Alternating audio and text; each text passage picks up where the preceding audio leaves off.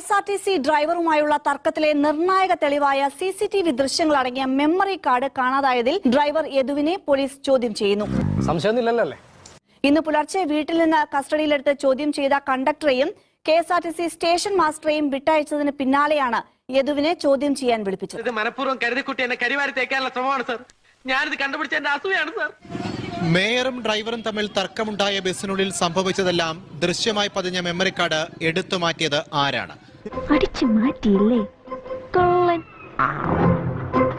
അവിടെ നിന്ന് മാറ്റിയതാണോ, ഈ ഡ്രൈവർ തന്നെ നേരിട്ട് മാറ്റിയതാണോ എന്ന കാര്യം ഉൾപ്പെടെ അന്വേഷിക്കണം എന്നുള്ളതാണ്. എന്റെ വായിക്കാത്ത കയറിയിരുന്ന് വിടുവിച്ചാലേ ശരിയാവും.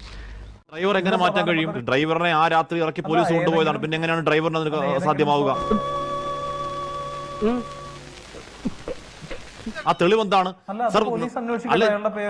അങ്ങനെ പറഞ്ഞു കഴിയും. പ്രതികൾ സ്വാധീനം ഉപയോഗിച്ച് ബസ്സിനുള്ളിലെ CCTV ദൃശ്യങ്ങൾ നശിപ്പിച്ചെന്ന് FIR പറയുന്നു.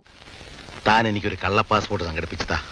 ഞാൻ വല്ല മലയാളിലോ സിംഗപ്പൂരിലോ എവിടെങ്കിലും പോയി വല്ല കൂലിപ്പണിയും ചെയ്ത് ജീവിച്ചോളാം.